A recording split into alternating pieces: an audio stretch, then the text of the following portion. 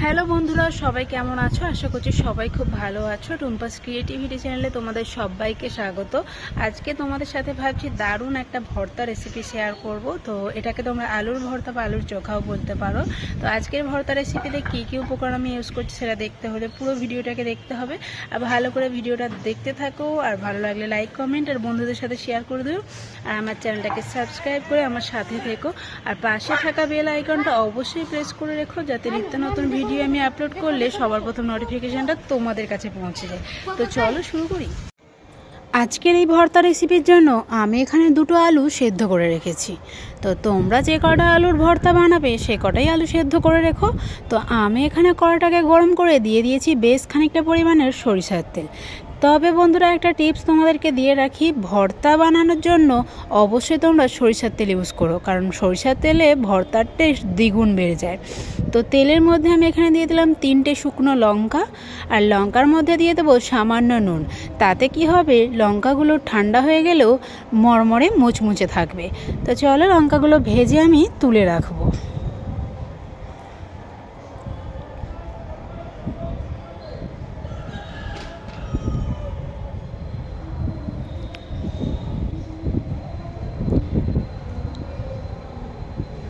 এবার ওই তেলের মধ্যেই আমি ভেজে নেব পেঁয়াজ কুচি। এখানে আমি একটা বড় সাইজের পেঁয়াজ কুচি করে নিয়েছি, সেটাকে আমি পুরোটা এর মধ্যে ভেজে নেব।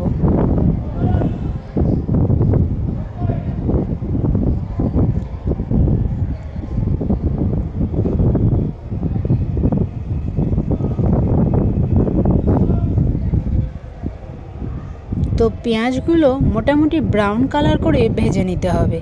খুব চুঙিয়ে ফেললে তাহলে পেঁয়াজের টেস্ট আর থাকবে না। তো পেঁয়াজগুলো ভেজে নিয়েছি, এবার পেঁয়াজগুলোও তুলে নেব।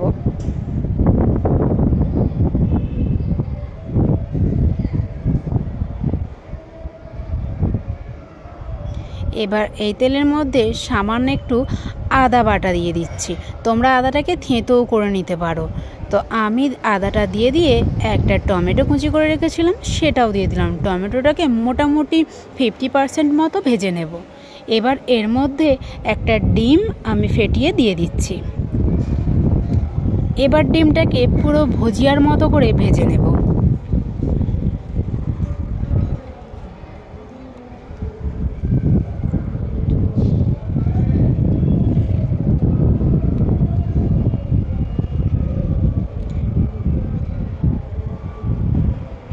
ডিমটাও এবার তুলে নেব।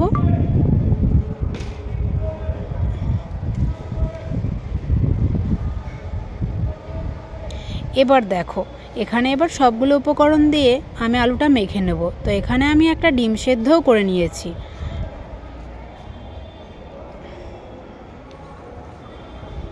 এবার আলুর মধ্যে সামান্য একটু সরিষার তেল দিয়ে দেবো, খুব সামান্য পরিমাণেই দেবো, কারণ প্রত্যেকটা উপকরণ ভাজার সময় তেল ইউজ করা হয়েছে।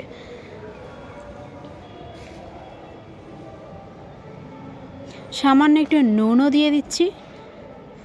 নুনটা তোমরা তোমাদের পছন্দ মতো যে যেমন নুন খাও সেরকম দিয়ে দিও। তো এবার দুটো শুকনো লঙ্কা আমি এখানে নিয়ে নিলাম। লঙ্কা দুটো এবার বোটা দুটো ছাড়িয়ে পুরো ভেঙে নেব।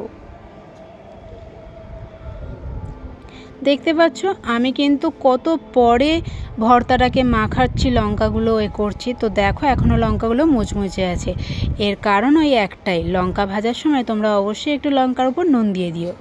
এবার আলুগুলো খুব ভালো করে আমি স্ম্যাশ করে নেব।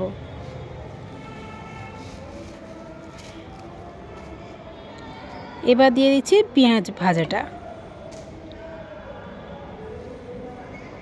আর দিয়ে দেব টমেটো দিয়ে ডিমের যে ভুজিয়াটা করে রেখেছিলাম। সেদ্ধ ডিমটাও দিয়ে দেব। এবার সবগুলো উপকরণ দিয়ে আলুটাকে বেশ ভালো করে মাখিয়ে নেব।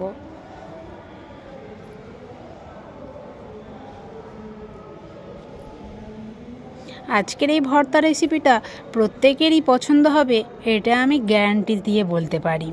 তো এই ভর্তা দিয়ে গরম ভাত খেলে দারুণ লাগবে, আর কিছু তো লাগবেই না, এটাও আমি গ্যারান্টি দিচ্ছি।